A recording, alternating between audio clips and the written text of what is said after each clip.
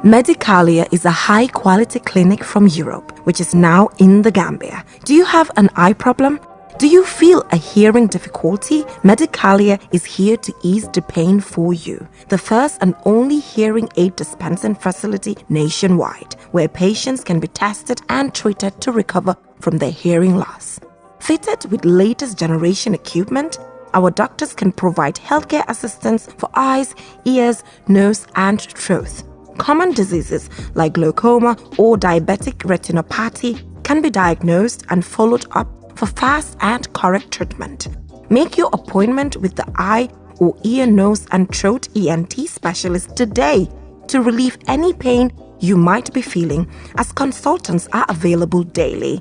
Contact us for more information. Visit us at Tropic Shopping Center near Senegambia from 9 a.m. to 11 p.m. every day of the week, or call us on 503-4411 or 7767123. Medicalia, premium care, personal touch.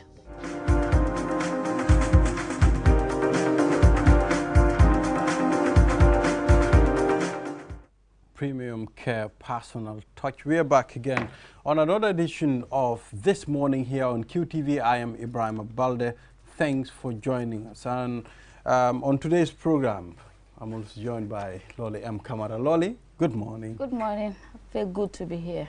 Yeah, it's always good to share the platform with you. And of course, on our program today, we'll be doing the African proverb as usual. Yes. And we'll do the newspaper review. And Sidi Sise of Kachadula will be here to help us review the newspapers. And on Community Watch, it is important for us to invite the Abuko Nature Reserve. I mean, to ask what is happening to Abuko. I mean, we are losing our nature reserve cover. We are losing our forest cover.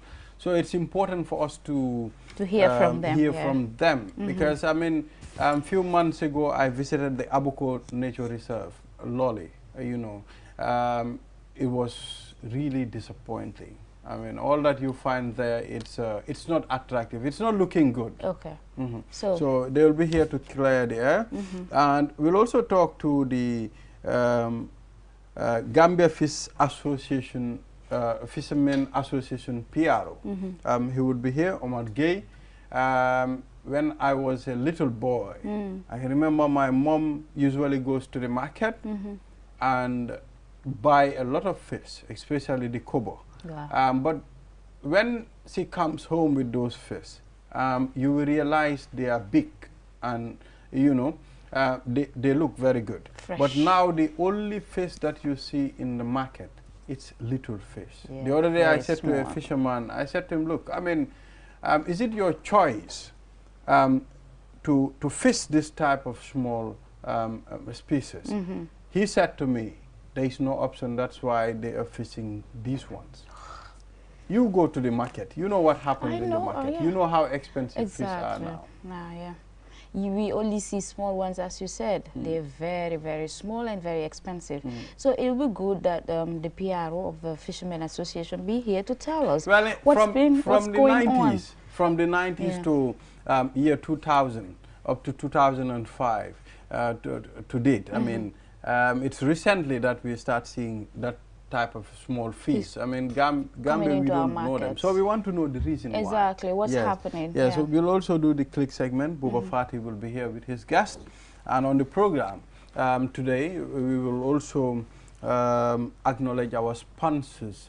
Opticalia. They are located at the Tropic Shopping Centers in Gambia. They specialize on eyes, ears, throat, and nose. I mean, anything that you want when it comes to these, they should be able to handle it for you. And they also specialize on glasses. I mean, bifocal lenses, all types of lenses you want, Lolly. Lolly, how was your day yesterday? My day was okay, alhamdulillah. After this morning show, I did the midday news. From there, I had to work on a story to be aired at the 8 p.m. news. So it was hectic, but alhamdulillah, I am able to complete my task for the day. Then went home, had a yes, she was able to complete her task. And now we'll look at the African proverb. Let's take a look at it. So the African proverb reads, do not refuse a wing to the person who gave you a full chicken. Yeah. It's telling you, do not refuse a wing to the person who gave you a full chicken. Yes. Interesting. I think we need to interpret this in the local language. It's telling you, nit dafa wara bay siis. Nit dafa wara bay bon. Nit dafa wara bay ñuul xol. Gis nga. You know? Ma yokkal la si. Ku la nekkal si naaj, nga nekkal ko si kër. Si kër gi. Poli ñu ne si goddo no yirgana ma bawongom yirgu redundu. Baax na. Su ñoo raxas sa gannaaw bi. Raxasal sa biir bi. So loolu comme proverbe nuñ ko waxee rek daf dee jàngal société bi. Ku la may ganaar. wala ku la may mbagga. Waaw non ku la may ful ganaar. Waaw kooku waruloo ko xañ mbagga. bañal wallaahi. Waaw ma may la ful ganaar. ba pare ñu dem ba si digga ma ne bugga naa mbagga bi nga ne ma non mbagga bi maa la ko gën a soxla. Like seriously. Te ganaar bi am ñaari mbagga. Am ñaari poch. Loolu moom wax dëgg la. So I think this proverb is really telling us something of morals, I think. Nga comme noo ko waxee ku la nekkal si naaj nga nekkal ko si kër. One good turn deserves another. Absolutely. You know, if one does you a favor and in turn requests for a help or a favor, I don't think you should be in a position to say no. The only what you can do as a human being with your common senses is to return the favor back. Because as you said, a full chicken, kuko eketi meilako. When the time comes, like the person is in need, you should also be there. Definitely. Yeah. That's true. I mean, but it's too sad now in our society. Thank you.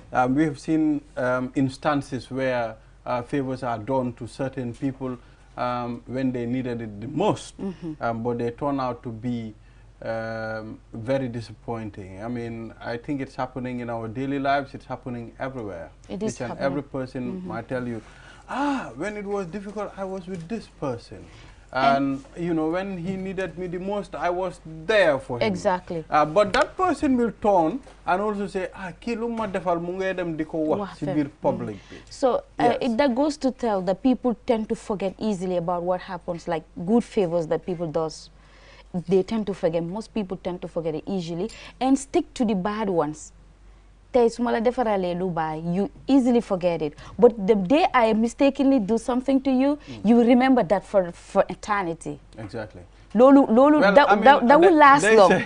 There's a saying, I mean, jokingly, people said women, mostly, when you do good for them, they put it, they put it in the bad, bad bag. They have two bags. I mean, according to what I heard, no, Mr. Balde, I'm not gonna accept that word. Women have two bags. Really? If you do good for them, they put it in the bad bag. Wow. I mean, you do good, they put it in the bad bag. But really? When any day you do something wrong, all that good becomes bad. Not every woman. That's what I heard. Not all of us. You see, as the saying goes too, one rotten potato spoils the whole bag. Not every woman is like that. No. Yes. So I think the proverb is really teaching us to return favors, to be grateful to people who have been there. If a person helps you in time of need, do not forget that. No matter how difficult it is, when he or she needs you again, be there. Well, I mean, there are people whom you know, they won't even, we'll just, Brother Sid is here. You can come over. We welcome you on stage, Mr. Sidi. We'd like to see our guest walking towards the desk coming. That's the famous Mr. Sidi is walking in. Of Kachadula. See this. This is beautiful. Man, I'll say what this young man is, or this old man is. But, here we go. It's good to have you. Yes, here. And I apologize for being late. What happened? You want to share your story? Something really happened. You see, I am surprised the way you dried yours. You see, quickly. That's what I want to know. There's a young flow man that poured some coffee on. Yes, I want Uncle Sidi to tell us what happened, really. Because we met downstairs like 10 minutes ago, and you've been hiding all this while. Where have you been? I was sitting out just having something to grab. Unfortunately, somebody was just walking, getting to the shop, and then misstepped. and fell off. What happened? Was the person eyeing you? I mean, I don't understand. I don't understand. You tell me. How can you step on a gentleman sitting, taking his coffee, and you pour coffee on him deliberately? All over his shirt. You know? Thank God I think it's an accident. It's an accident. It's an accident? But I said to a friend of mine, he's looking for a second wife, he said. I said, okay, I give you the recipe.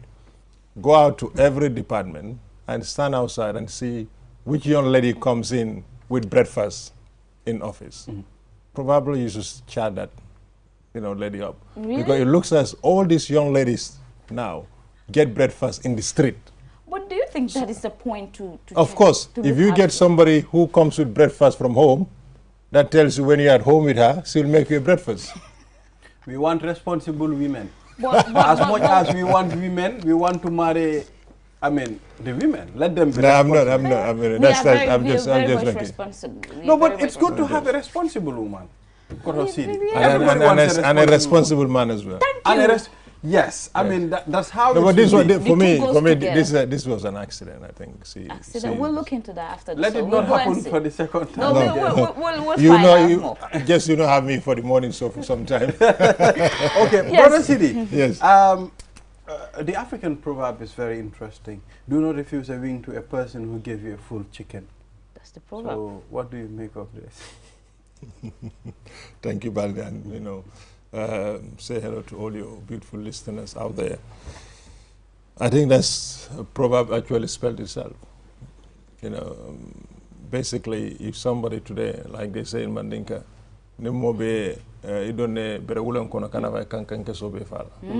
yes. Interesting.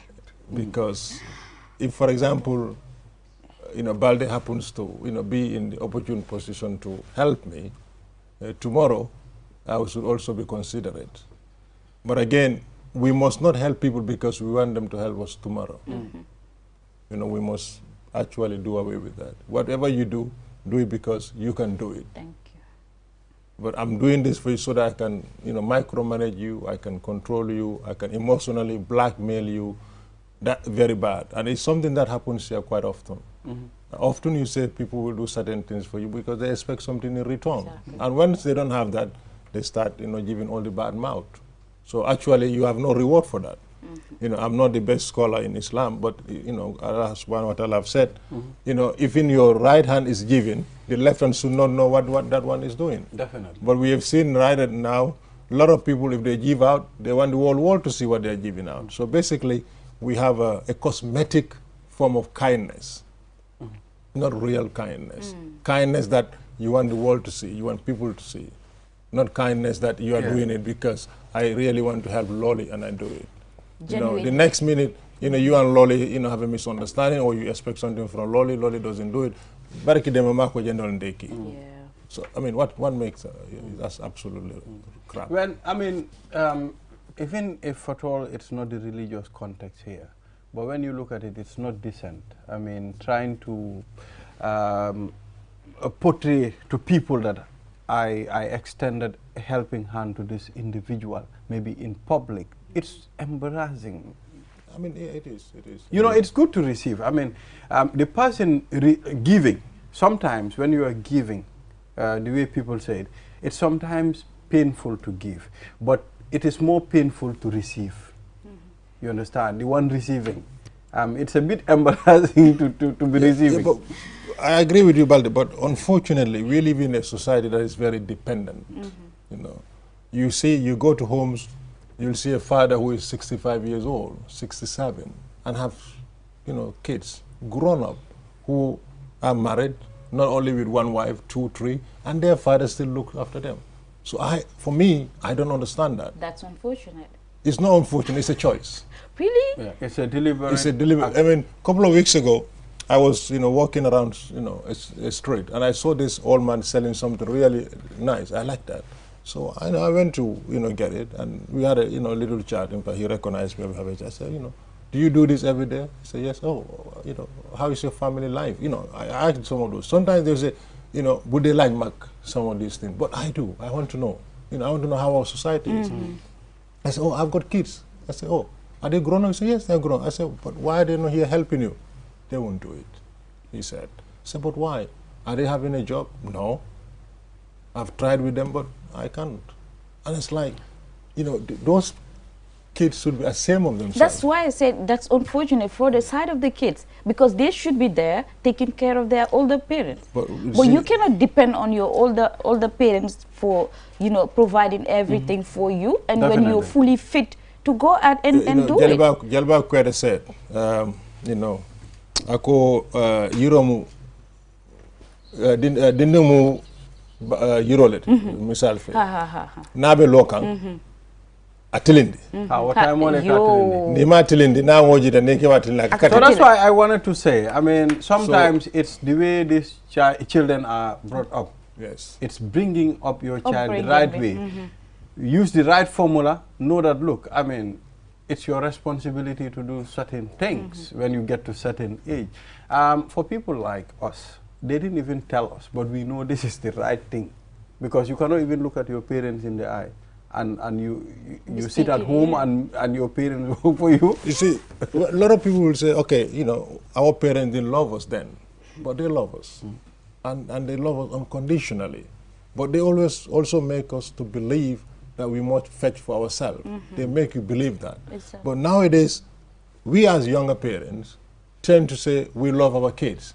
Certain things you see somebody making their kids do it, you turn around and say, Kibugu domam. You know, I will tell you an example, and I don't want to be funny here. I live around a community where I see a lot of young fullers, you know, comes there to sell, you know, cruise, kettles, you know, little things they sell. And these kids, they also go to the Quranic recitation. And again, they're going to school as well. And they'll do this during their free times. At that age, they are learning, you know, how to earn, knowing that my father sitting in that shop, you know, it doesn't come from the sky. He was also on his foot, selling these little bits and bobs until he gets his shop going. But if you make your child to sit at home, everything that he wants, you give it to him or her, you are just telling him or her that, you know what, it is okay to sit at home and to make money. And, you know, if we talk about how we want to westernize our society, if you go back to Europe, you know, or America, whatever, kids as early as young as 13, 12, they do what is called newspaper rounds in the community. They get money for pocket money. In your homes, you do little housework, and you are given something. Exactly. It's called pocket money. Yes. So we must begin to teach our young ones to understand the sense of responsibility. To be responsible. I think that is what is missing in this country. And until and unless we know that if I ask Balde for money, ask my brother, and he doesn't give it to me, because it's not because of his wife. Exactly. It's not because of his mother. You know, because we tend to blame the vulnerable folks. If, for example, Balde and wife are very close, they are very, you know, happy together. You as an outsider want something from Balde Amuko doesn't have it. It's the wife. And it's the wife. You know, or you go to the wife, and you ask, and you know the wife doesn't have. It's Balde. We must stop the blame game. Let everybody go out there and fetch it for themselves. Until and unless we can go out there and fetch for themselves, we are still going to be here and blaming and blaming and I'm blaming. told we should take a short break. And interesting there. This is what the African proverb does. It drives you from one point to another, and it teaches you a lot of things. So we'll take a short break. After the break, then we will discuss some of the headlines on the newspaper. Although the papers are not here, but I mean, we have a very interesting, because I saw Brother City on the paper yesterday. So I think it's important for us to discuss that. We'll be back.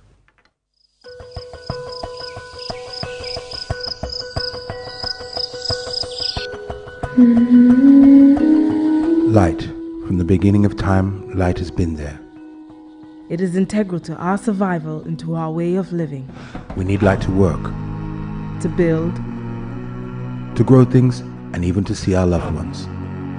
light makes things easier and better. So QCell has changed the way you buy Q-Power to make it easier and more accessible. You can now access the same service quickly and get your cash power tokens instantly with the new QCell Q-Power code. To light up your world, simply dial *363#. With the touch of your fingers, With ease and convenience from the comfort of your home or office, you can bring light into your world instantly with *363#. Q-Power, lighting your world. QCell Sunyabus. We innovate, others follow.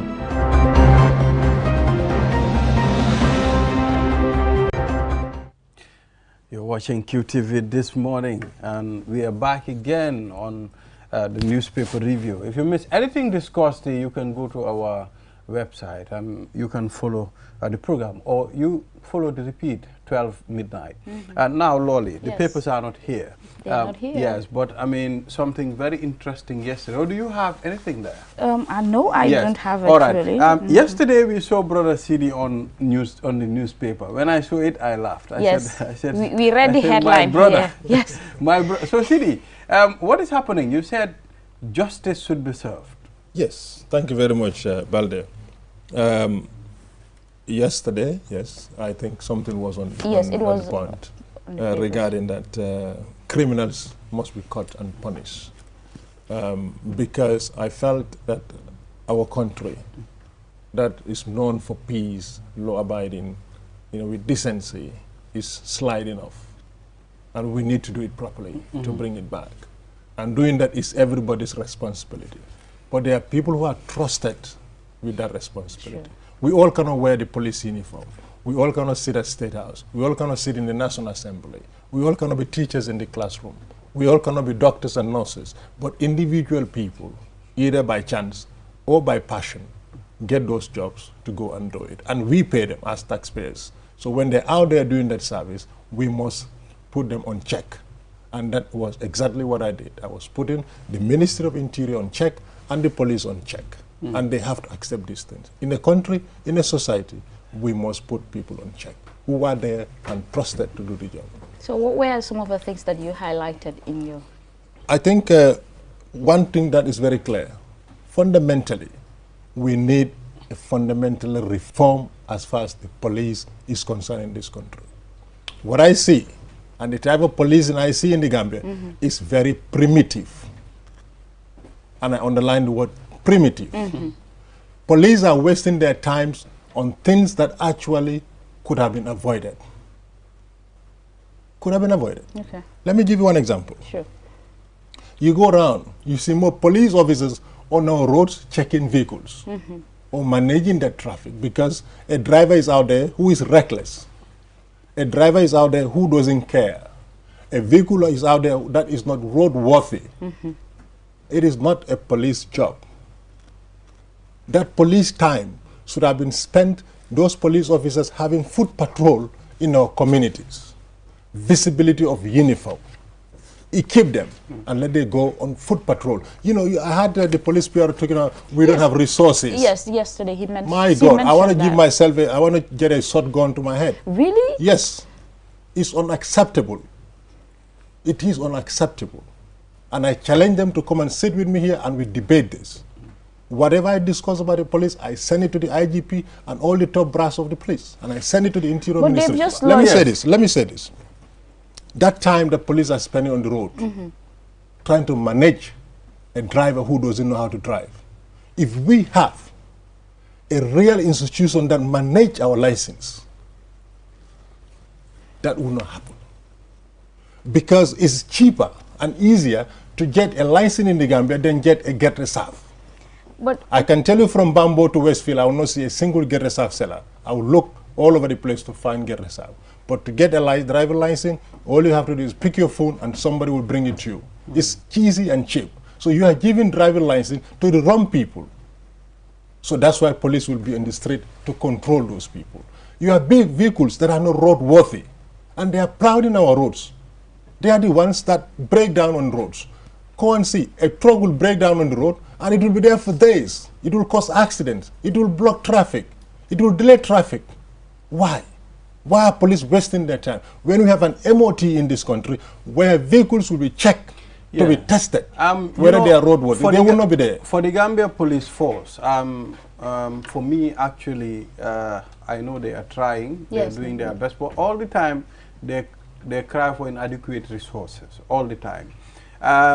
They are not consistent in what they do, because there was a time the former PRO was... but I don't want to interject you. Yes. But for me, I don't want this program to, I'm on this platform, to be geared towards just attacking the place. What I want to do is to bring facts and issue-based policing. And if you want to have that discussion. Yes, If you want to have that discourse, get the police. Let me say this. Let me say, get the police with me on a platform, and we debate and discuss issues. I will speak as no, a citizen. we're just Here, referring I'm to what talking- you've wrote. What I wrote. What So you wrote. allow We me- just want you allow to me expand. Brother me Sidi, to expand on it. No matter Yes. what happens, even Yes. if you don't want to say anything that will, that will demoralize with what they do, I'll tell you. I have my proof. The Gambia Police Force, sometimes they implement things. They are not consistent. I can say that. They implemented the road clearing exercise here. We still have the road blocks in our streets. We have them everywhere. They still talk about... That's right. Yes. But I want you to allow me to actually expand exactly what I talked about yesterday in the papers. In the We papers, talked about the time the police is wasting on roads, whereby those time So what do you think should be done to that address- resource and time could be used in our communities. What do you think can be done to address that? Well, to stop the vehicles? All that you've mentioned. Yeah, what I'm saying is we don't have a body that look after our license. Our license is easy and it's cheap to get. That's one problem, and that's why the police are wasting their time on the road. The accidents is happening.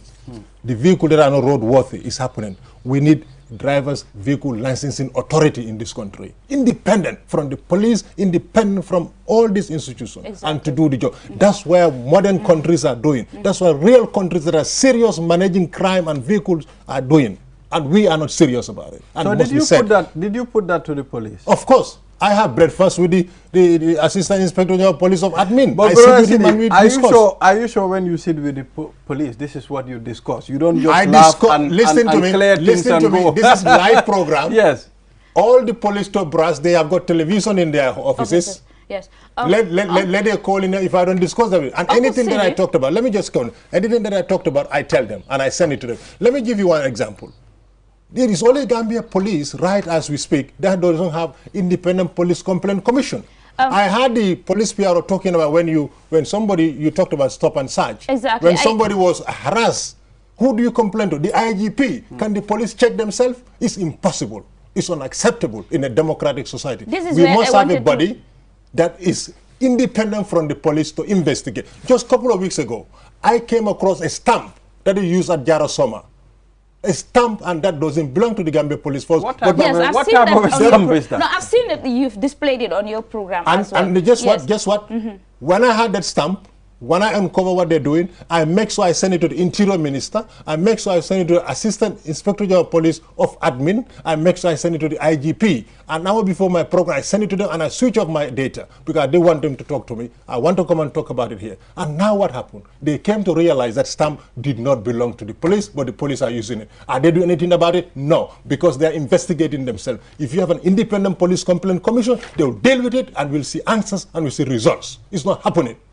Perfect. So even if you have the independent police complaint that you're talking about, I mean, if they are not ready to do what is expected of them, it will be the same thing. Don't ask, it's a hypothetical question. That's a hypothetical question. If you today are serving in that commission, you will do the best and you'll do the job rightly. We have seen the Human Rights Commission here, Baldi, and they are delivering. We have seen commissions in this country, they are delivering. We have seen the TRRC and they have delivered. We have seen the CRC that they have delivered. You know, just because we don't have an IPCC does not mean, you know, when you bring it, it's not going to work. It's going to work. It works all over the world. And you have the press, you the journalists, do your work as well. Mr. You Sise, make sure you follow the stories. It is supposed to work. Yes, it is supposed to work. That's That's how it should be. But whether it's going to work. It will work. It will work. It will work. Because me, as long as I'm taking my breath in this country, I'll not allow any independent body that is policing the police or policing QTV or whoever not to do their job. You must do it. We have seen what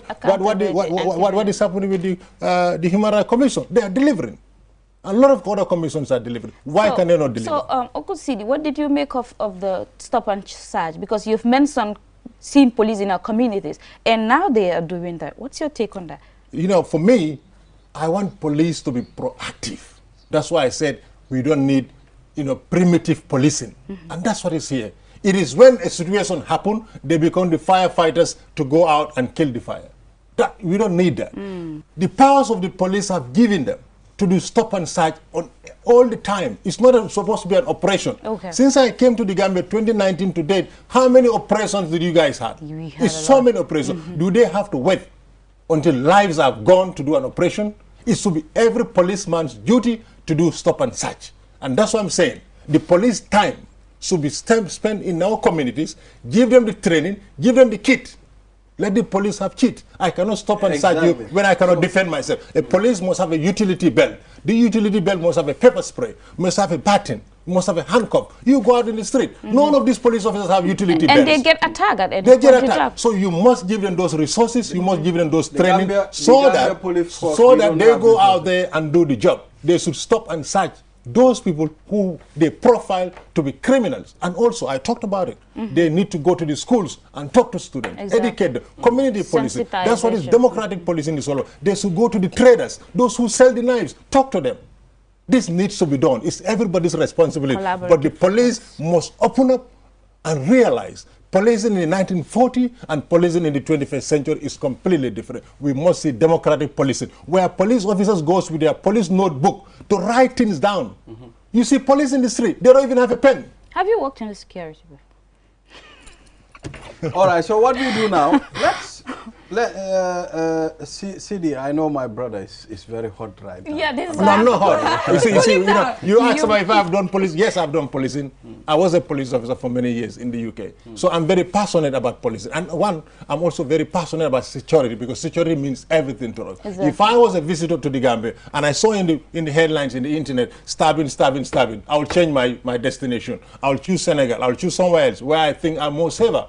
Singapore, for example. We had independence the same year as Singapore.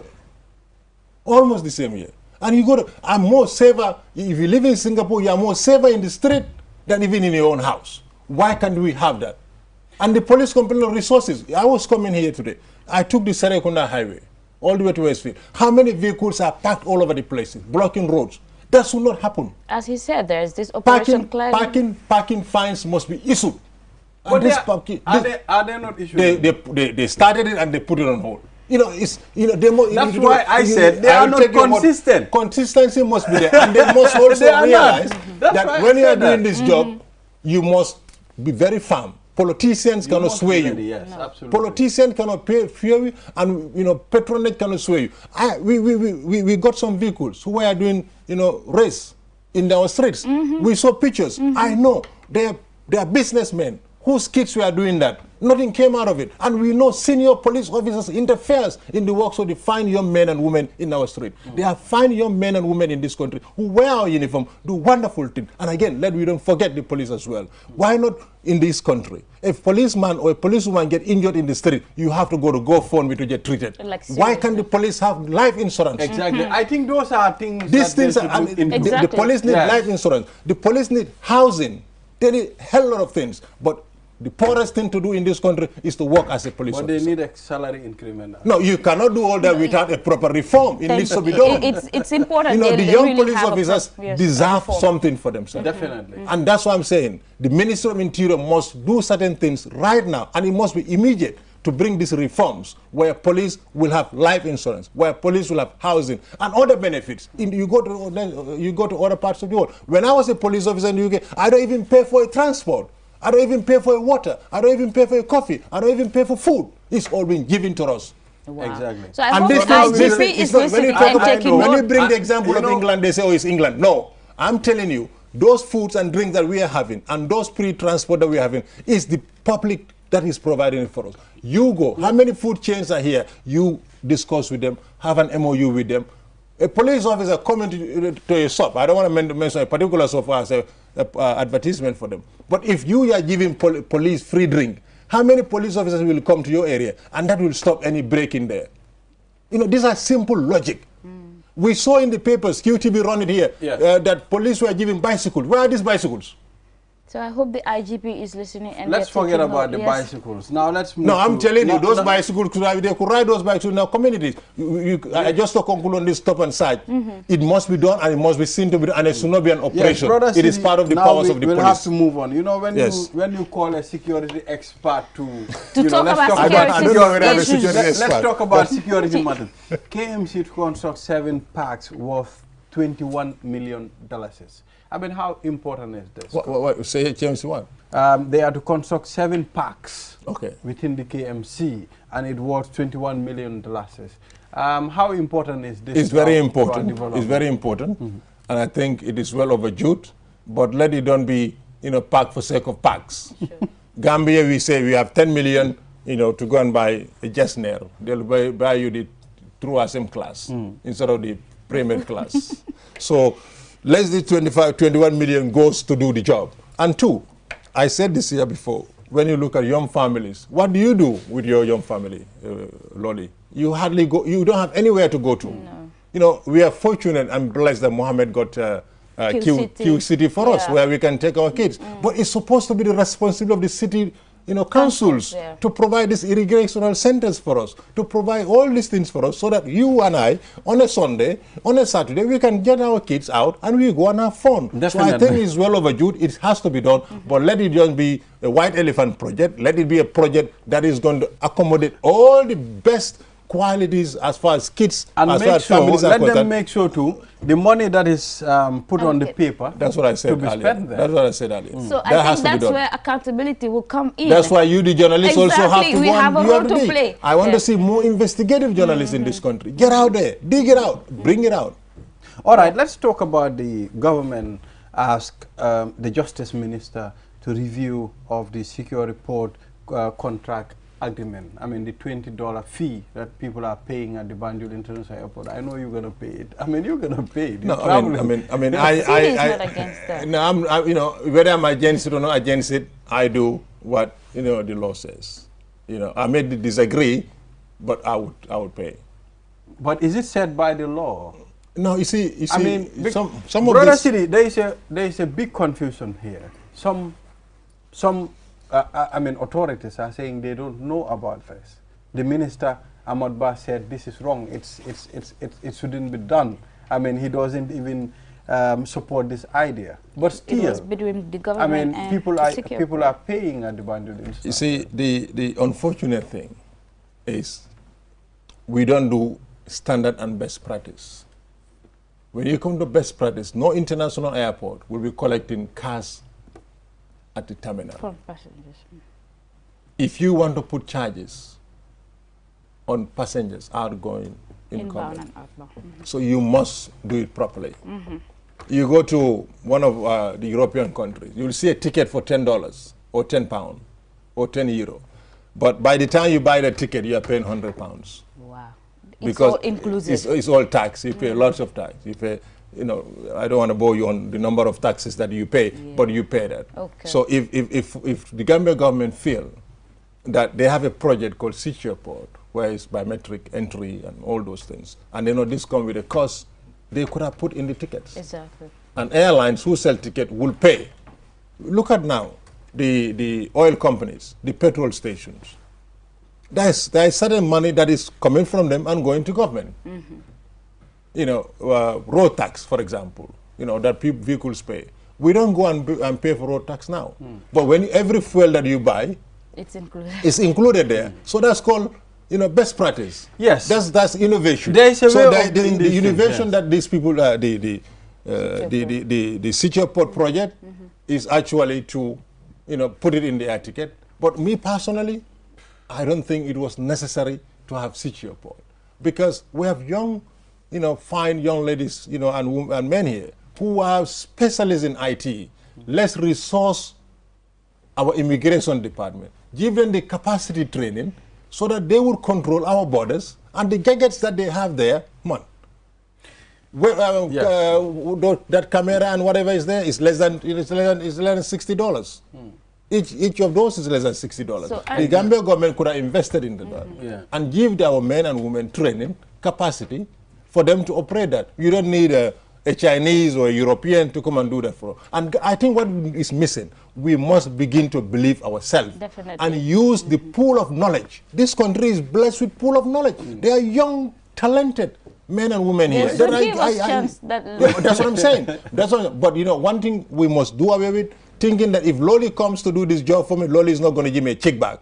But is Balde, for example, who is from China or from Bangladesh or whatever, I'm not being funny here, you know, will be prepared to give me a check back. Gambians are the very people who hate this country. That will not we move. hate this country. It won't move our country. I mean, we won't go anywhere. What we have in this country, each and every one of us have got a pride in ourselves, but we don't have pride in our country. I can tell you this, and you can go out, you start asking people, now, yes, they can do them.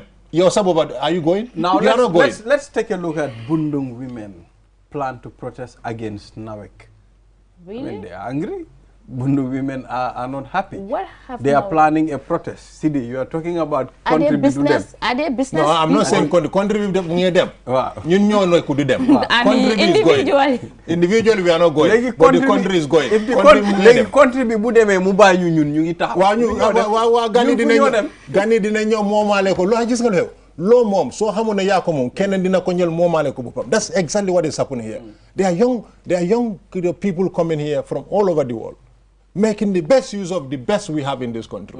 We are not doing it. I think it's high time we so what Bundu women protesting on what? What are they protesting about? Water. Yes.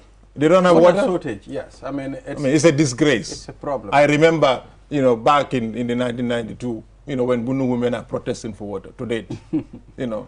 I remember we used to go and fetch water when I was going to school. We had to go and search for water. Unfortunately, this will shock you guys. One of the first stamp pumps that was put in Bunu was just behind my mother's house, and my mother never fetched there because at the time of PPP, my mother, who was first cousin to the late Sirif Mustafa Deba, because of dirty politics, she was never allowed to fetch water in that pipe. So you see. So politics has contributed since back, like long. No. I mean, you know, that bad politics has been here for a very long time. Yeah. You know, people are marginalized because you and No, but you know, listen, we must reflect and we must move away from those type of politics. Don't you think that has contributed to, you know, not actually having all this development? Yeah, you know, and you can come to Bundu. You are talking about Bundu. I'm telling you what happened in those days, and I can also tell you in Bundu, the road that was built in 1981. Kukwai Sampasanya was the one who opened the road. It was not Sadauda. And Sadauda refused to, you know, to drive on the road. Wow. That was in 81. The first road in Bunu was built, and it was the 1981 revolution that opened the road, and Sadauda never used it. So it's like he have that ego in not an ego. Bunu has always been associated with, you know, some of these things. And I remember in 1981 too, when people are going to depot to take, you know, gun, I mean, tons of people were coming out of Bunu to go and do this. But anyway. So let's go. Let's look at the issue of NAWEC. What do you think is the problem here? NAWEC. I mean, you see, NAWEC is rather unfortunate because, you know, I once said this in one of the discussions. When you come across certain people who say, "Mandomi bekat la, mandomi jiwisi la." My father was in electricity, not even before GEC, to MSG. And he handed his resignation the day MSG took over GEC. Before GEC? Before now. No, GEC was there. Yes, then after NAWEC. No, before NAWEC, yes. MSG. MSG came and was headed by David Jawara, the son of Sadauda Kairaba Jawara. Okay. So what actually happened? So has it been like this? Yeah, because we really don't believe in ourselves. We don't believe in ourselves. Because at the time, GEC could have done better. But what they were building at the time, the capacity was low. Our high tensions were 33,000. In those days, Senegal, their high tension was 180,000. So you don't factor in that the growing population. So the capacity is not there. Let's now come out and tell us the truth. The high tension that we have cannot supply. And the boreholes that they have is not sufficient enough. My friend, even behind here, you can get over. Until today, we don't have a water bill in this country. No. Yeah, Brother City, I think we've exhausted more than the time we've been given. I wanted to tell you, I saw a high tension today. Today, I saw a compound where you have the high tension pass through that compound. What? Can you imagine a compound in Lamen? I saw the high tension pass. I said, this is wrong. I mean, I just saw a month ago on the Jabang Highway, these guys doing the construction, 2 people were on top trying to do the woodwork so that they can do the concrete, and all of them died. You didn't hear that? I think it wasn't. It happened. It happened a month ago. They were just, because they are using these iron rods, trying to tie it there, and the iron rod hit the live wire, and cable. Gone. All of them died right there. They will die. So what happened? Why is physical planning? The person who was putting that building, did he have a building plan? Did they have a supervision and all that? If there was a supervision, that building was so close to the live wire, it should have not happened. But now those people died for free because whoever was there responsible for that building, constructing that building, is not going to do anything. And you know what they will do? They will turn around and just take $5,000 at most. In fact, and you know, work to be more judged. Work to be judged. We are killing each other in this country. Until we stop killing each other, this country, we're going to be. So what do you suggest could be the solutions to this problem? The solution is we must have, we create all these beautiful ideas and, all these policies and all that. But enforcement is missing. It's only Gambia. You can get any crap wire, any crap switch to come and sell it here. All the switches in this Gimpex area, they're all crap. That's why you have fire every day. There is no authority. Pura is just sitting doing absolutely nothing. I call them out. They're supposed to regulate. You see, all these wires in this country, they are poor.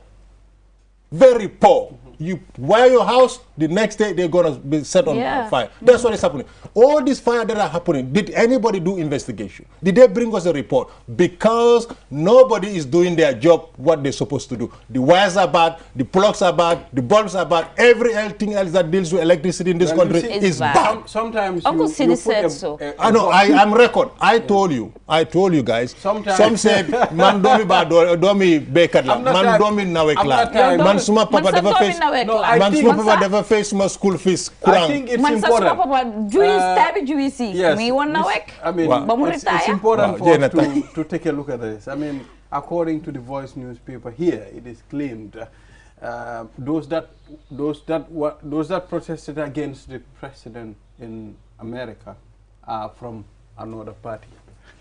I mean, for me, I mean, is it that now a citizen of a country cannot say what you feel it's not going right? I think it's your constitutional mandate. Sometimes these things are politics. Because I remember, back in the days when we are living, abroad, some of us have done many protests against Jammeh. So for me, when it comes to protests, I think people have right to protest. But again, what do we protest for? Or what are we protesting against for? Exactly. So this is very important. You can do whatever you want to do. You can go out and protest against Barrow, but tell us why you are there protesting. The reasons for and I think they are very lucky. Because they can protest and then, the next day you can buy your ticket and come to Gambia. The days we are protesting, we cannot come to the Gambia. And again, when I look at some of their placard, I'm ashamed. That's what I will say. I'm ashamed. Because of the inscription on the placard? I just say I'm ashamed. When I looked at it, I'm ashamed. No, you can share with us. What have you seen? I don't really see something that really, for me, is a conviction. I mean, they are entitled to whatever they put there. They are entitled to it. They can do whatever. But you must have something that really strong. You call it like, how it is. Genuine reason. Genuine reason. Every reason is genuine. But to me, it's not really genuine. Yeah. Because I have recognized people there. I've seen people there who yesterday, where Barrow was there, Barrow. Really? Oh, yeah, Barrow was there, Barrow. I mean, today Barrow is not there, but Barrow belongs to Gambian people anyway. Leave our Barrow. Barrow is our Barrow. Associated those protested against him. Yes. To a particular I mean, he can say that. I mean, Jammeh in those days call us names because we are protesting. Yes, we need to move on now. Katong residents are also complaining and protesting against the sand mining in the area. Said it's causing a lot of problems. Even their gardens now, they are losing them due to sand mining. I mean, and they have all right. Likewise, us in Brookfoot, Tujereng, Tanje, Batokunku, we are fed up with the sand mining. We are very fed up, and it's affecting our livelihood. And I think what the government needs to do, we cannot act primitively anymore. I will keep saying this, I will keep drumming this. We cannot act primitively. Rwanda, 1994, 1 million people died. Gambia, we had a military takeover. You go to Rwanda. You see how their buildings are. It's red stone. Sure. You know, these fire blocks. Why can't we do that? You know, the beauty about the fire blocks, it keeps you cool inside with this global warming, with this heat. Here we think Gambia, we can have tons of fire block and build decent housing than this sand and cement. It's absolutely rubbish. Bahut, amam betea. We do away with it. Cement on in banko, amam betea.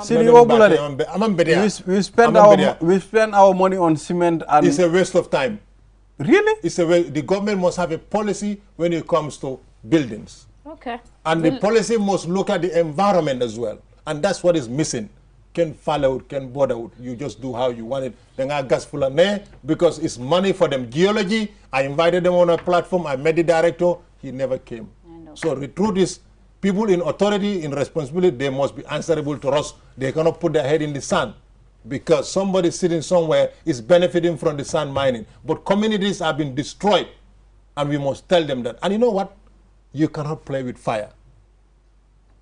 The more dissent you have, it's not good. So the government must also be very proactive and must be engaging. We thought when Jammeh was gone 2016, 2017, we're going to see things differently. Of course, so many beautiful things are happening. That's why we are sitting here talking. I give them that. And collectively, we are making that. But people who are in office, who are there and have been sworn in to do the job for us, must be honest to themselves. All right. And tons of people in this country taking taxpayers' money are not honest, are very dishonest. Let's be honest in our dealings. Absolutely. Yes, thank you very much, Brother Sidi, for coming on this platform. It's a pleasure. Man, how will this platform be without Brother Sidi? I mean, anyway, just to conclude, it was really thank you so much.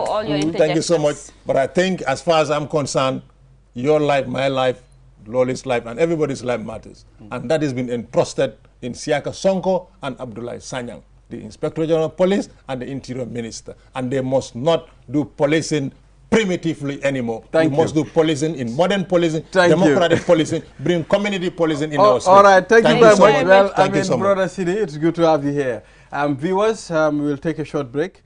After, I think this is the longest newspaper review. I mean, yes, we'll take a short break. After the break, we'll talk to Abuko Nature Reserve. We'll be back. Save up to 50% energy with the new side-by-side Samsung refrigerator. Samsung air conditioners come with HD filter and antibacterial for your protection. Save time, energy, and effort by using our washing machines, loaded with innovative features that offer superior cleaning technology. Step into the future of television with our slick and slim Samsung Smart TV designs. Sizes range from 32 to 85 inches. Smart LED, Crystal UHD Ultra High Definition, and QLED Quantum Dark LED. Get new ways of interacting with your TV. Unparalleled vision, right from the comfort of your living room. Our products are backed with 1-year warranty. Visit us at QCell Building at Caraba Avenue or at Bruce Lee Turntable. Contact us on 333-3217 or email us at info@quantumnet.gm.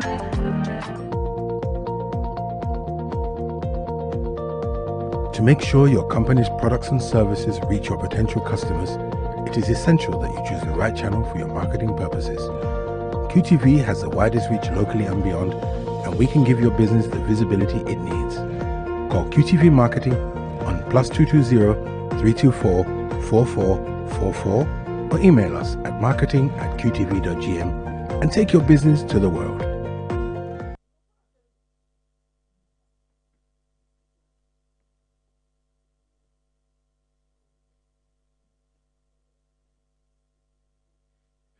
Your favorite QCell service has gotten bigger. eFunkanta. Now you can loan bigger credit amounts to make life easier for you. Loan $75C and $100C and pay later. Yes, you heard me right. Get credit loan from $10 to $100 using IFA Kanta by dialing *393#. Anytime you run out of credit, whether you want to buy Q Power, browse the internet, make urgent calls, or send SMS. IFA Kanta is the service for you. Dial *393# and choose the loan amount of your choice with no hassle. For more information, call our customer care on 111. QCell, Sunyabus, the pioneers of mobile loan service in the Gambia. We innovate, others follow. Terms and conditions apply.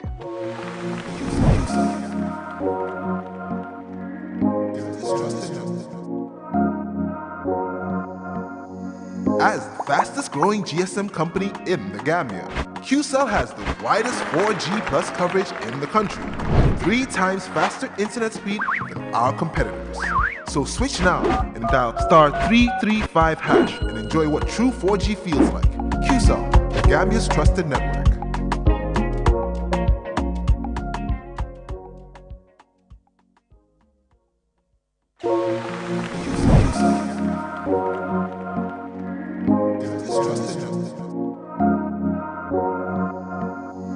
As the fastest growing GSM company in the Gambia, QCell has Abuko Nature Reserve is the Gambia's first designated wildlife reserve and a haven to various species.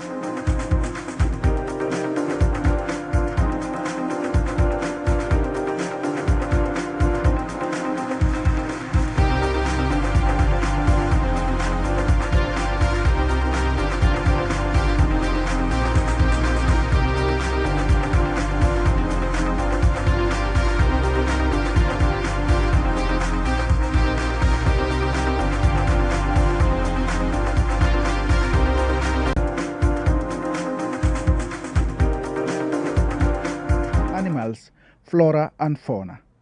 According to Amadou Sonko, park manager at this reserve, the conservation of the place began in 1967 when a Gambian man pleaded with Eddie Brower, a British wildlife officer, to shoot and kill a leopard that had been killing and feeding on their animals. So Brewer was here with his daughter called Stella Brewer, sergeant for the leopard.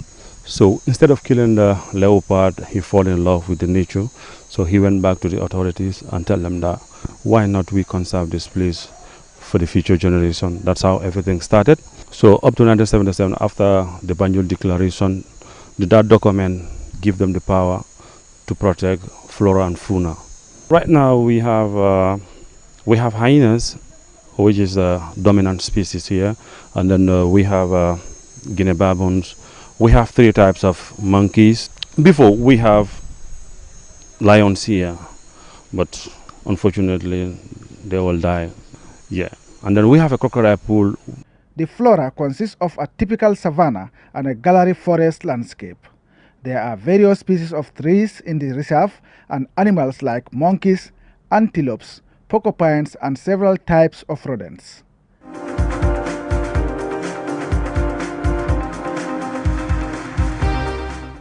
Welcome back. I mean, you're watching QTV this morning. We're back again. And now on Community Watch, like I said, we'll be talking to reps from Abuko Nature Reserve. That story there, it's not looking good. So that's the reason why we decide to invite you so that we can hear from you. What is the problem? You are welcome on the platform. Please tell us your name. I am Nuha Jame from Department of Parks and Wildlife. Abuko Nature Reserve, as it was narrated, was started way back in 1967 because of its richness in biodiversity. Abuko Nature Reserve has been the orphanage of Abuko Nature Reserve has been a tourism product for the Gambia. It has been also one of the education centers for our school-going children. Until unfortunately the Abuko Nature Reserve started dwindling because of inadequate funding, because of series of challenges, challenges that are still dominant in Abuko. like intruding into Abuko Nature Reserve, creation of football parks, football fields in Abuko Nature Reserve. The neighboring communities have football fields inside Abuko Nature Reserve. All those have been problems. Also, some movement of some animal species from Abuko Nature Reserve to certain areas also has been a problem. Okay. Yeah. Interesting. But before we continue, we also have Omar Gay. Omar, you're welcome on the platform. Thank you for welcoming me here. My name is Omar Gay from the All Artisanal Fisheries Cooperative, being their PRO. So today I'm here to just clarify something about our redeployed permanent secretary from the Ministry of Fisheries to the President Office. Yeah. All right. So that's why I'm here today. Yes. Good to have you. First, I will just come to Mr. Nuha Jammeh. But before I open my discussion or questions, what is your role at the National and Abuko Nature Reserve? Basically, at the department level, I'm the conservation officer. The guy talking, Amadou, are my trainees at Department of Parks and Wildlife. And in your introduction, you have mentioned points that are very captivating. You've mentioned that it is a place for our educational system, for our school-going children, where they can go and learn about these animals that have been there. But of recent, we have seen that these animals, most of them have died, and some are not even there. What are you doing to conserve this place? Yeah, the management and of Abuko Nature Reserve supposed to be a collective role of the Gambian people. The Department of Parks and Wildlife alone will fail and has failed because there's supposed to be a political will in the Second Republic, which was not there. You understand? Then the communities around the peripheral to the area were not supportive. Instead, they are exploiting the area. So why I said political will? For instance, if there was a lion in Abuko Nature Reserve, if the last lion is removed from Abuko Nature Reserve, transferred to somewhere, unfortunately it died. Somewhere where? Like maybe the former game reserve, Kanilai Game Reserve, but that lion unfortunately was killed, one way or the other. But Department of Parks and Wildlife operates on like votes from the government. That means they are given votes like the maintenance, how they maintain the area. Area, exactly. Yeah, but like the feeding of hyenas alone take the heavy chunk of that money. This is where I want to come in. How do you feed the rest of the animals that are there? Yeah, because the hyenas they are carnivorous, they live on flesh. You have to provide them meat. You know, if the lions were there, they have to feed on meat. They are carnivorous. You understand? Okay, for the primates, probably you have to get them fruits, mangoes, melons, and other stuff so that you can be able to feed them. So are you doing that now? Yeah, that's happening.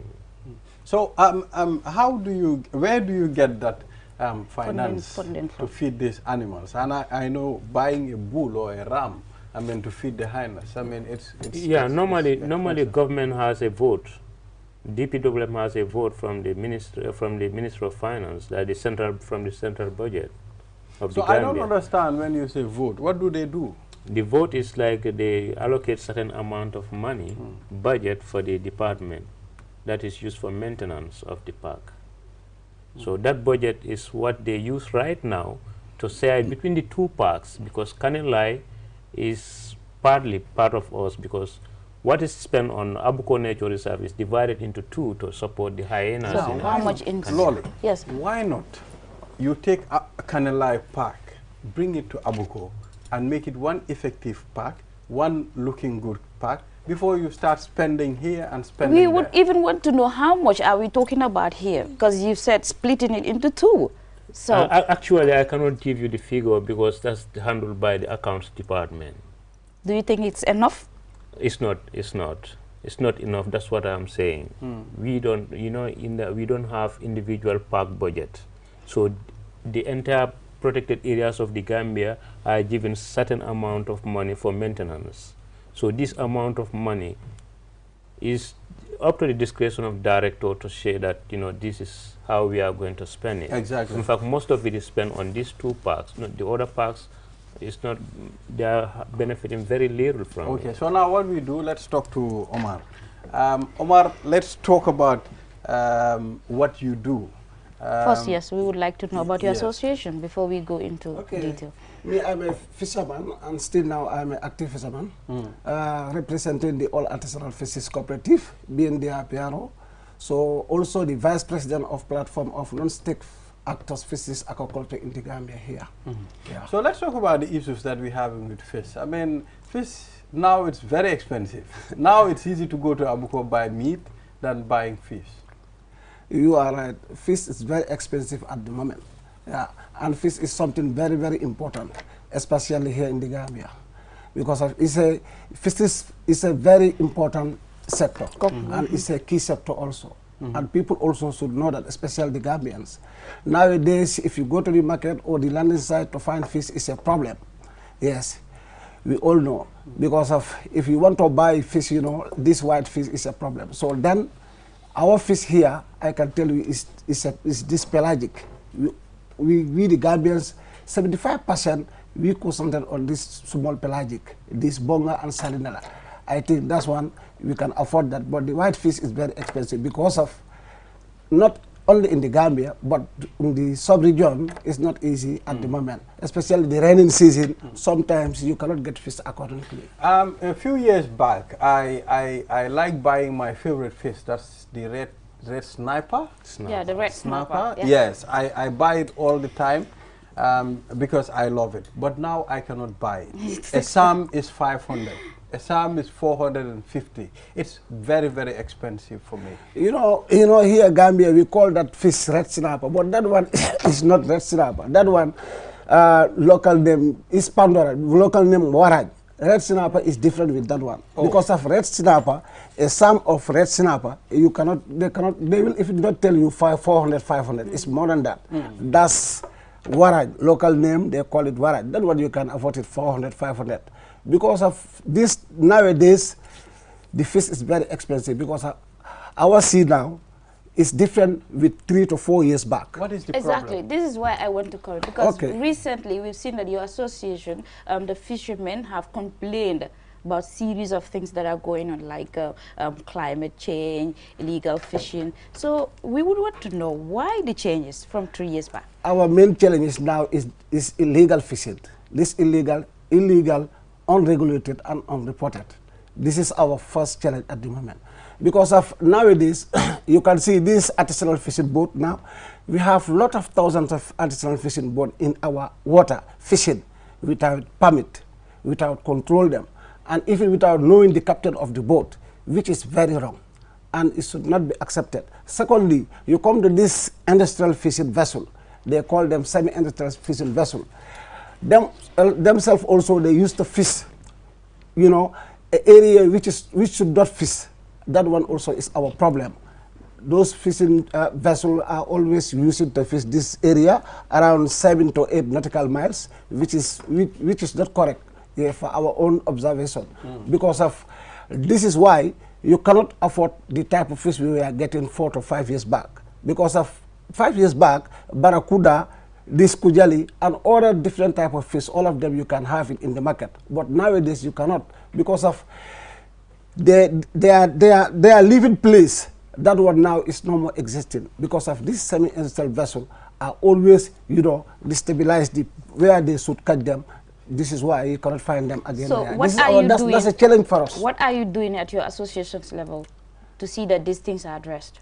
Okay, as an association level, we have meet together and, you know, try to write to the Ministry of Fisheries and the department, so to tell them that this is what's happening at the moment. That's why we cannot find the correct fish we were getting last time. So we have done that many times, and themselves, they know it, and I believe they are trying to make sure that to minimize this semi-industrial vessel at the level of 7, 8 nautical mile.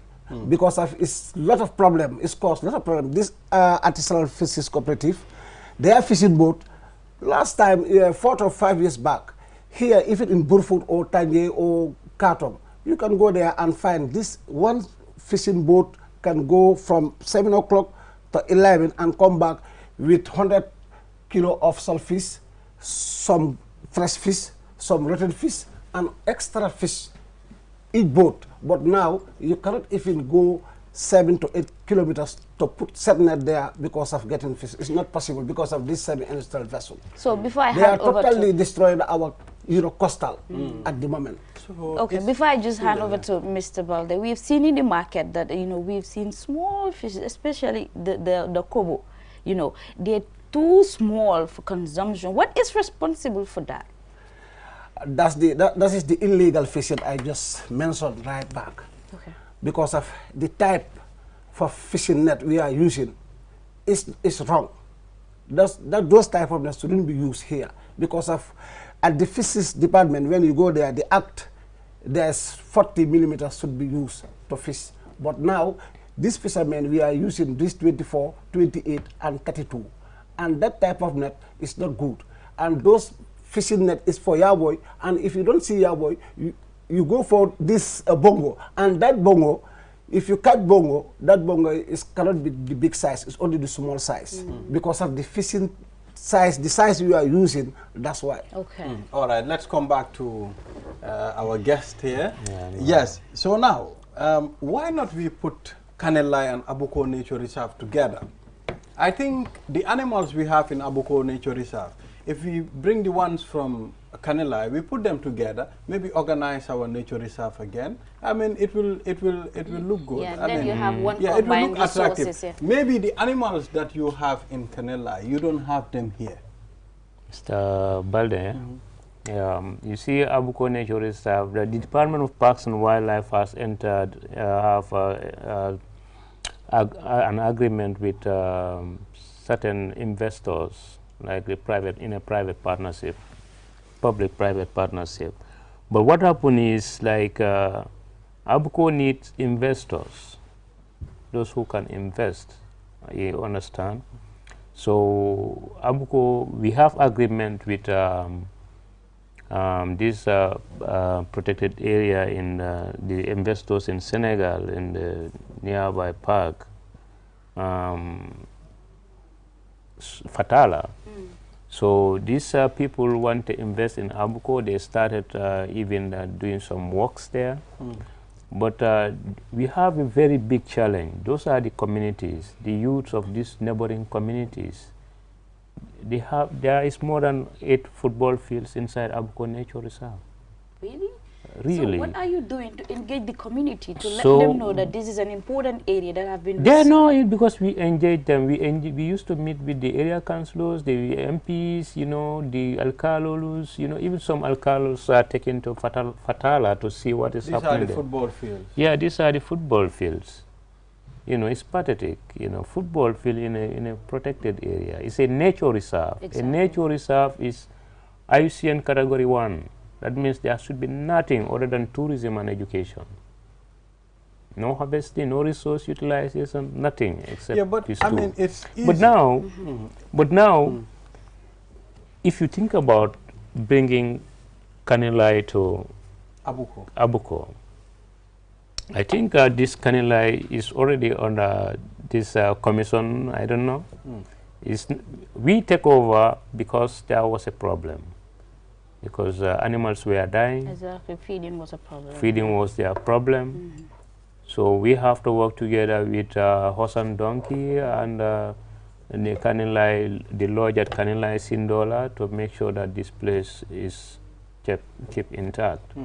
So we started feeding the animals, then we bring the staffs under our payroll. We employ them as our staffs until... So what type of animals do we have in Kanelai? Any idea? Kanelai, yes, I know very well because I've been there. I do some assessment there. So we have zebras there. We also have the eland derbies there, antelopes, hyenas are in the cage. You also have the crocodiles. To feed them alone is also a problem. You understand? Well, it would be lovely to have zebras at the Abuko Nature Reserve. I mean, putting all zebras together. Absolutely, we could have that. Suppose we have we have this agreement concrete with Fatala. If they are fully here, that means we are going to have those species there.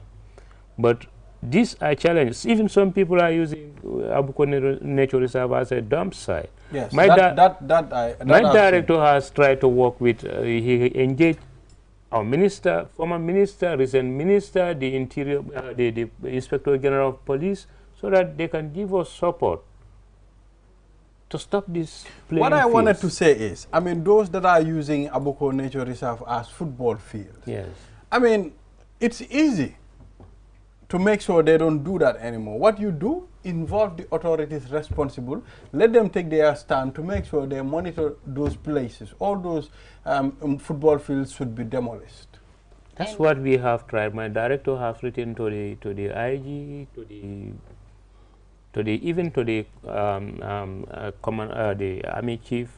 But the army chief will expect the order to come from the above authorities, so that they can do that. Well, what we are having, the problem we are having is, I think people don't want to take responsibility, because that is important.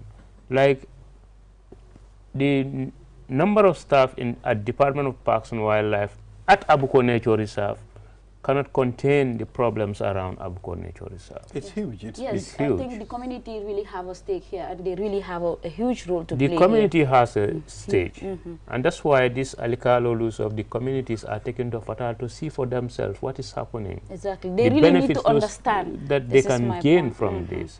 Because if this place is working, that means the communities also will benefit. And for example, I come from Kiang, Jumbuto. I was employed because there was a park in Kiang, protected the Kiang West National Park. That's how I was employed. That's how many people were employed. Because, the park, if it is around you, that is a way of an opportunity for you people, for your children to be employed, for your youths to be employed. You understand? So again, is the Ministry of Tourism aware of this? You see, this was, I have been pondering over this. You go to certain areas, you will see that wildlife is a product, it's a tourism product. It is. Lolly, that I can even answer for him. Yes. The Ministry of Tourism is aware, yes. and he knows the condition of Abuko. He was sitting there. I asked him, look, you promised us that, look, there will be animals coming from, is it Zimbabwe? Yeah. And still we've not seen these animals. I will tell you, we are given a lion about 10 years ago, just to transport that lion to Gambia. It cannot. Still. Is the lion heavy? So it's not heavy. Maybe the lion is heavy to No, come. just to trap it, put it in a cage, and transport it to well, I'll tell you something. If you think, if we have like you said, the political will I'll give you an example. There was this Eagle Heights that were operating in Gambia a few years ago. They were having 2 little cheetahs, but trust me, within a very short time, they create a lot of revenue out of that. Wow. Because I will tell you something. Our nature reserve is dead. It's dead. Our tourism is dead. Dead. Our fishing industry is dead. So we are waiting. And everything is dead. I'm telling you what we are thinking is, I think my belief is, we don't know the role of these institutions in our economy or in our development aspirations, because if we do know about this, then these things will not go the way they are. So what do you think can be done at this? For me, because in most of the East African countries, they talk about, when you say Ministry of Tourism and Wildlife, Ministry of Tourism, Wildlife and Heritage, most of the time these things are linked. Exactly. So Department of Wildlife is not autonomy. If it is an autonomy institution, that means you will say that there will be a lot of support, they will have a lot of support from outside, and they will stand on its own, and they can be able to do a lot of things for themselves. You know, when everything was going normal, we would be happy to come sit on this platform and tell people outside, look, I mean, the Gambia is a nice country. Absolutely. Come and visit. We have the Abuko Nature Reserve. I mean, I spoke to a white lady, I mean, the other day. She came here. We were chatting. She said to me, I mean, you people said we should come visit the Gambia, but there is nothing to see. Absolutely. He said, I prefer going to Cape Verde. I prefer going to Senegal and see Fatala. You understand? So it was really embarrassing. So if at all you are not, those responsible, let them come out and do the job. So Fatala is 1 hour drive from here. It's 1 hour drive from Fatala. here. I went to Fatala. Okay, now if a tourist has to come to Gambia and he want to see the nature, or he or she want to see the real nature, he's going there. You understand? It is easier to come to Gambia than from Europe to East Africa. Yes, if it's closer, far more closer. Really if we say most of the foreign exchange that we get in the Gambia, it's coming from tourism. How important tourism is to the Gambian populace. I mean, you need to create the space. You need to create the reason why tourism should be booming in the Gambia. Absolutely. I mean, Lolly, it's really sad. It's really sad. I think the political will is not there. It's not there. So, and what is happening in the world today is most of the tourists are nature bound. They are spending their money on nature. It doesn't matter how much it costs. They want to see nature. But we don't have. We don't. Let's talk to Omar before we close the program. Yes, so what is happening at the fishing industry, Omar? A lot of problems. A lot of problems, Balde. As you say, at the moment, it's a shock to the all artisanal fisheries cooperative. The time we just hear that our permanent secretary, Omar S.M. Jiba, has been redeployed to the president office. It's just, I cannot even, explain how it was on our guys. What happened? Why? Was he needed at the president's office more?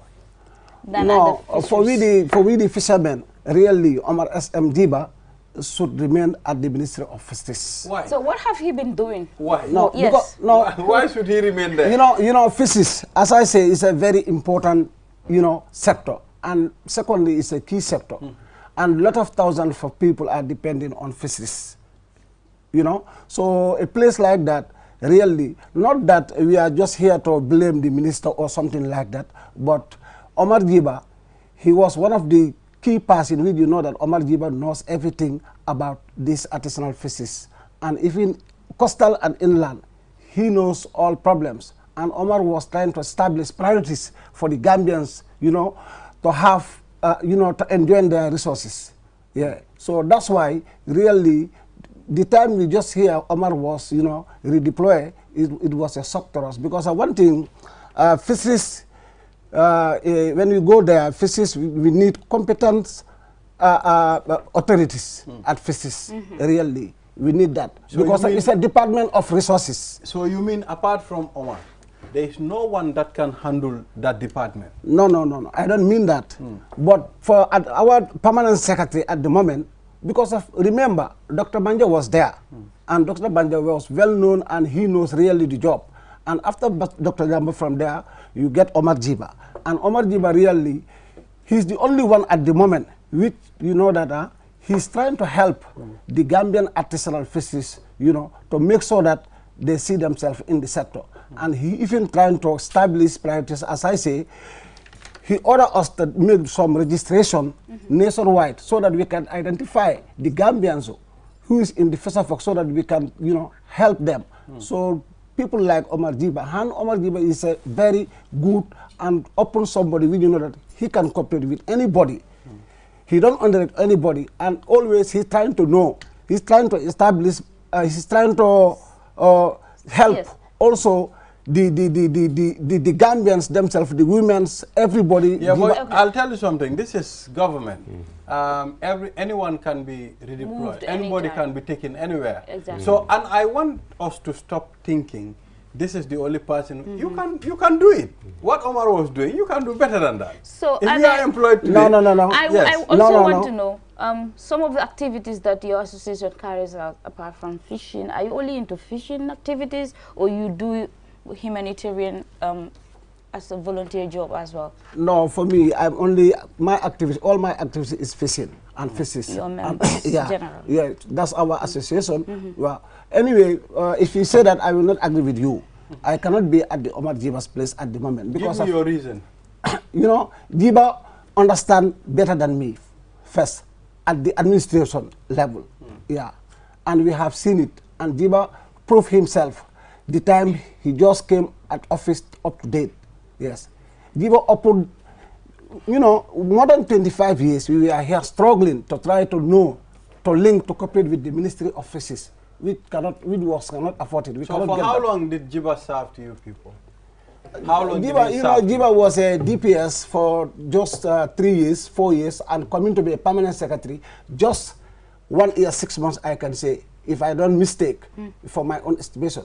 But Jiba, hence Jiba came to the permanent secretary office up to date. Really, all artisanal fisheries cooperative in the Gambia, we are enjoying it, and we hope that, yes, we are enjoying it. With all the challenges you have mentioned. No, look, you know, you cannot just jump and clear everything. It's one by one. And we have seen what Jiba is trying to implicate and what he's trying to organize so that the Gambians can get themselves. Because it's only Gambia you can see. You never know. The president's office have taken Jiba away. Maybe they will bring in someone who is more effective than Jiba. No. At you the think moment, we cannot have anybody? We cannot, at the moment, we cannot have somebody who can, You cannot say this Omar Gay. No, we cannot have somebody who more effective than Jiba at that place. You don't know. You know, no, fisheries. So, Mr. Gay. Fisheries is a department of resources. We need, as I say, we need competence and authorities. You know that fisheries have sent so many people to go and learn. So we will wait and see who the government will replace. Will bring as a replacement for Mr. Jiba. And also I want to know, how do we reduce the impact of overfishing? How do we reduce that? Because you've mentioned that the nets they're using, they're not okay. So how do you make sure that we have those fish that we're talking about like 3-4 years ago, we have them back in our community or in our markets? That one, every day we are working on that. We are working into that. Because of that one is the responsibility of the Department of Fisheries. And that lady is there, Anna Bengacham. Yes, she's trying well, she's doing well. Yes, she's trying to monitor and control. And she also cooperates with the Artisanal Fisheries Cooperative. Yeah, we are working closely with her, co-management, and we will make sure that anything concerning about this illegal fishing, we are going to eliminate it. Yes, that's our stand. We want to have fresh fish in our markets at an affordable price. Exactly. But one thing, we cannot do that unless we eliminate this semi-industrial vessel and let them be industrial vessel so that they can get out of from this 7 nautical mile to 9 nautical mile so that we can get back our natural resources, which is very important. People are crying day and night because our fish are very expensive. Definitely. Really. They don't even look Especially fresh. for me, I love fish. And I'm not getting fish anymore. And you know, our association, hence we hear this information, we wrote to the minister last Monday, and the letter is there. So we are waiting for him to call us so that we can sit. We will ask him. Okay. We ask him and discuss. So how better we can solve this problem? Because at the moment, if I tell you the truth, it's a problem. Yeah. Jiba from Department of Fisheries is a problem. Not that it's a propaganda or something like that, but we know if Jiba is there, in next year or next 2 years, Gambia is going to be one of the best in fish. Okay, so thank you, Omar Gay. Yes. We appreciate. Yeah. So, what do you have finally? Exactly. What before message? We go, we have few minutes to go. The message I have for Gambians is we are calling for private partnership. We are calling Gambian people, those who have the money, those who have the capacity to invest in conservation. Conservation is an investment. It depends on the zeal and commitment. But it is important to have Gambian businessmen invest in conservation. We also want the support of the government. It's very important. We need the support so that Abuko Nature Reserve can be improved even the other protected areas can be restocked so that we can improve our industry. We'll promise you that. I mean, we'll take up the challenge as media personnel and journalists to make sure we do that campaign to restore Abuko Nature Reserve, because it's very important. It's for our children. We don't even have a place to go. I mean, I'm closer. I live in Lamen. I'm closer to the nature reserve, but I can sit for 1 year, 2 years without going there because there is nothing that I'm going to see. Absolutely, absolutely. Like you said, we need you people, because one time there was this like for instance in Tanzania, Serengeti, they have to draw a highway inside Serengeti to go to Mwanza. They want to make it tarmac road. The people around the media has to campaign against it. People are campaigning against it, and it doesn't work. It won't. So we need support. We need this, Mr. Balde. And thank you very much we are very for happy. maintaining and keeping the park until this time, that all the children are now grown to be able to go handle the park. Thank you very much for that. We appreciate it. Thank you very much. Yes. All right. So, yes, before we go. My message here is just to let the Minister of Fisheries know that we, the all artisanal fisheries cooperative, we really need our permanent secretary back. Jiba is not coming back. Jiba, we will not bring Jiba back. If at all it's Jiba's thing, we are not bringing him back. Authorities have reasons why they move people. So you want go and manage what you have. We want to know the reason why they will deploy him. No. All right, viewers, thank you. Okay. We have come to the end of the program. We will do this again. Exactly. No problem. Thank you very much for watching this program. See you tomorrow. Bye.